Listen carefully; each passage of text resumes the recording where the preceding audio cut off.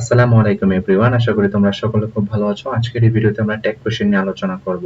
তোমরা যারা নবম এবং দশম শ্রেণীতে আছো, সো তাদের জন্য টেক কোশ্চেনটা খুবই একটা গুরুত্বপূর্ণ টপিকস হতে যাচ্ছে। সো আশা করব ভিডিওটা শুরু থেকে শেষ পর্যন্ত দেখবে ইনশাআল্লাহ। সো প্রথম টেক কোশ্চেন করার ক্ষেত্রে তোমাকে অবশ্যই কাজ করতে হবে। ফর ইনস্ট্যান্স আমরা এই সেন্টেন্সটা টেক কোশ্চেন করব, রাইট? সো এই সেন্টেন্সের ভিতর প্রথম আমাকে দুইটা জিনিস খুঁজতে হবে, একটা হচ্ছে ভার্ব আর একটা হচ্ছে সাবজেক্ট। এই সেন্টেন্সের ভার্বকে এখানে ইজ। প্রশ্ন হচ্ছে এখানে যে ভার্বটা থাকবে সেই ভার্বটা আদৌ কোনো অক্সিলারি ভার্ব কিনা। প্রশ্ন হচ্ছে কোনো অক্সিলারি ভার্ব কিনা। এই ইজ এটা কি কোনো অক্সিলারি ভার্ব? উত্তর হচ্ছে হ্যাঁ, ইজ একটা অক্সিলারি ভার্ব। যখন এই সেন্টেন্সের ভিতরে কোনো অক্সিলারি ভার্ব থাকবে আমি সরাসরি এই অক্সিলারি ভার্বকে এখানে লিখে ফেলবো। বুঝতে পারছো? ওকে, তারপরে এই সেন্টেন্সের ভিতরে নট অথবা নট রিলেটেড কোনো শব্দ আছে কি নাই, যদি থাকে তাহলে হচ্ছে আমরা লিখবো না, আর যদি না থাকে তাহলে লিখবো। দ্যাট মিন্স এই ট্যাগ কোশ্চেন করার সময় ট্যাগ কোশ্চেনে যে প্রশ্নটা দেওয়া থাকে বা যে সেন্টেন্সটা দেওয়া থাকে, এই সেন্টেন্সটা যদি অ্যাফার্মেটিভ হয় তাহলে ট্যাগ কোশ্চেনের আনসারটা হবে নেগেটিভ। আর এই সেন্টেন্সটা যদি এই সেন্টেন্সটা যদি হচ্ছে নেগেটিভ হয় তাহলে ট্যাগ কোশ্চেনের আনসারটা হবে অ্যাফার্মেটিভ। বুঝতে পেরেছো? যেহেতু এই সেন্টেন্সটা একটা অ্যাফার্মেটিভ সেন্টেন্স, অর্থাৎ এখানে কোনো নট রিলেটেড কোনো শব্দ নাই, তাই আমি এখানে নট যুক্ত করে দিব। তোমরা দেখতে পাচ্ছ এখানে আমি ইজেন্ট লিখেছি। আমি চাইলে সেটাকে ইজ নট লিখতে পারতাম। ফর ইনস্ট্যান্স আমি একটু লিখি তোমাকে ইজ নট, ঠিক আছে? কিন্তু তোমরা পরীক্ষায় ভাবে লিখবা না, তোমরা অবশ্যই কি করবে, এটাকে সংক্ষিপ্ত আকারে লিখবা। কিভাবে লিখবা? ইজেন্ট। হ্যাঁ, ইজেন্ট লিখবা। ইজেন্ট লেখার পরে তোমাকে এই সেন্টেন্স থেকে সাবজেক্টকে চুজ করতে হবে। সাবজেক্টকে চুজ করতে হবে। দেখো, সাবজেক্ট হতে পারে দুই ধরনের, একটা হচ্ছে ব্যক্তিবাচক আর একটা হচ্ছে বস্তুবাচক। So economics is my favourite subject. So economics definitely একটা হচ্ছে কি বস্তুবাচক সাবজেক্ট। ইকোনমিক্স তার কোনো মানুষ নয়, তাই যেহেতু এটা একটা বস্তুবাচক সাবজেক্ট তাই আমি এখানে সাবজেক্ট হিসেবে ইট লিখবো। ঠিক আছে, এইটুকু লিখলে আমাদের আনসার হয়ে যাবে। বুঝতে পারছি? ওকে, ফাইন। আচ্ছা, তারপর আসলে ২ নাম্বার কোশ্চেনটা লেখছে যে he is my best friend. তাহলে এখন আবার খুঁজতে হবে কোনো অক্সিলারি ভার্ব আছে কিনা। এই যে তোমরা দেখতে পাচ্ছ এখানে একটা অক্সিলারি ভার্ব দেওয়া আছে, রাইট? যেহেতু অক্সিলারি ভার্বটা দেওয়া আছে তাই আমরা কি করব, এই অক্সিলারি ভার্বটাকে এখানে লিখে ফেলবো। Quite simple. কোনো নট আছে সেন্টেন্সের? খুঁজো তো, এখানে কোনো নট বা নট রিলেটেড কোনো শব্দ আছে? উত্তর হচ্ছে না। যেহেতু নাই তো আমি এখানে ইজেন্ট লিখবো, মানে ইজ নট। ইজ নট কে একসাথে করে লিখছে হচ্ছে ইজেন্ট। ফাইন। Okay, fine. এই সেন্টেন্সের সাবজেক্ট কি? সাবজেক্ট হচ্ছে হি। তাহলে যেহেতু এখানে হি সরাসরি দেওয়া আছে তাই আমরা এখানে হি লিখবো। Quite simple. বুঝতে পেরেছো?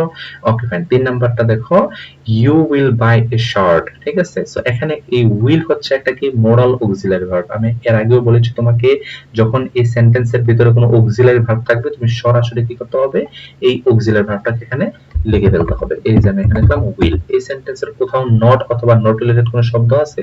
উত্তর হচ্ছে না, তাই আমি এখানে লিখবো নট। সাবজেক্টটাকে ইউ, তাই আমি এই এখানে লিখলাম হচ্ছে কি ইউ। এই উইল নট কে একসাথে করে এখন আমরা এই উইল নটটা এভাবে লিখবো না, আমরা অবশ্যই এটা কি লিখবো, ওন্ট লিখবো। কি লিখবো? ওন্ট। এই উইল নট কে একসাথে লিখতে হয় ওন্ট, তাই আমরা এখানে ওন্ট লিখে দিলাম। বুঝতে পেরেছো? Let's say the girl can please us all. ঠিক আছে, তাহলে এখানে কি দেওয়া আছে? ক্যান দেওয়া আছে। আমরা জানি ক্যান হচ্ছে একটা কি মডাল অক্সিলারি ভার্ব, তাই আমরা কি লিখবো এখানে, এই যে ক্যান লিখবো, সি এ এন, ক্যান লিখবো। বুঝতে পেরেছো? এখানে কোন নট, এখানে এই যে দেখো এখানে এখানে কোনো কি নট আর শব্দ আছে? তো হচ্ছে না, তাই আমি এখানে কি করবো, এখানে নট লিখবো। ঠিক আছে, দ্যাট মিন্স আমরা এটাকে কান্ট এইভাবে লিখে ফেলবো। কান্ট অথবা অনেকে ক্যান্ট বলে আর কি। হাউএভার, সো ক্যান্ট বা কান্ট। তো তারপর হচ্ছে এখানে সাবজেক্ট লিখবো। সাবজেক্ট হচ্ছে দা গার্ল। ঠিক আছে, দা গার্ল যেহেতু একটা মেয়ে তাই আমরা এখানে কি লিখবো, শি লিখবো। বুঝতে পেরেছো? Okay, fine. তারপর হচ্ছে নেক্সট কোশ্চেন যেটা আছে সেটা হচ্ছে নোবডি বিলিভস এ লায়ার। মিথ্যাবাদীকে কেউ কি করে না, বিলিভস করে না, বিশ্বাস করে না। তো আমরা এখানে কি করব, প্রথমেই এখানে ভার্ব লিখবো। কিন্তু এতক্ষণ ধরে তুমি সব জায়গায় দেখতে পাইছিলে এখানে কি দেওয়া ছিল, মোরাল অক্সিলারি ভার্ব ছিল অথবা কোনো অক্সিলারি ভার্ব দেওয়া ছিল। ফর ইনস্ট্যান্স এখানে একটা বি ভার্ব দেওয়া আছে, অর্থাৎ এটা একটা অক্সিলারি ভার্ব। এখানে একটা অক্সিলারি ভার্ব দেওয়া আছে, এখানে একটা অক্সিলারি ভার্ব দেওয়া আছে, এখানে একটা অক্সিলারি ভার্ব দেওয়া আছে। কিন্তু এখানে কিন্তু কোনো কি নাই, অক্সিলারি ভার্ব দেওয়া নাই। এটা কি দেওয়া আছে, বিলিভস, মানে বিশ্বাস করা। এটা একটা প্রিন্সিপাল ভার্ব। ঠিক আছে, এটা কোনো অক্সিলারি ভার্ব নয়। যেহেতু এটা কোনো অক্সিলারি ভার্ব নয় তাই আমি এখানে কি লিখতে হবে, ডু, ডাজ অথবা ডিড, এই তিনটার একটা লিখতে হবে। বুঝতে পেরেছো?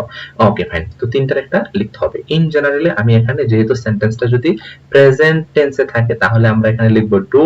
সেন্টেন্সটা যদি পাস্ট টেন্সে থাকে আমরা লিখবো হচ্ছে ডিড। যেহেতু সেন্টেন্সটা প্রেজেন্ট ইনডিফিনিট টেন্সে আছে তাহলে আমরা এখানে লিখবো ডু। বুঝতে পেরেছো? ডু থাকলে পরে এখানে সাবজেক্ট কে নোবডি, কে আছে? নোবডি। এই নোবডি রিলেটেড যদি শব্দ নোবডি, এভরিবডি, সামবডি, এনিবডি এই ধরনের কোনো শব্দ থাকলে তাহলে আমরা এখানে সাবজেক্ট হিসেবে যেটা লিখবো সেটা হচ্ছে they, THEY, they। হ্যাঁ, এটা লিখবো। দেখো এখানে আমি কিন্তু নট লিখি নাই। কেন নট লিখি নাই? কারণ নোবডি সেন্টেন্সটা নোবডি শব্দটা দিয়ে সেন্টেন্সটা অলরেডি নেগেটিভ হয়ে গেছে, তাই আমরা এখানে নট লিখি নাই। এবং ভিডিওটা যদি তোমার জন্য ভালো লেগে থাকে তাহলে অবশ্যই চ্যানেলটাকে সাবস্ক্রাইব করবা এবং ভিডিও সম্পর্কে তোমার মতামত অবশ্যই জানাবা। ঠিক আছে? Okay, thank you so much for watching this video. আসসালামু আলাইকুম।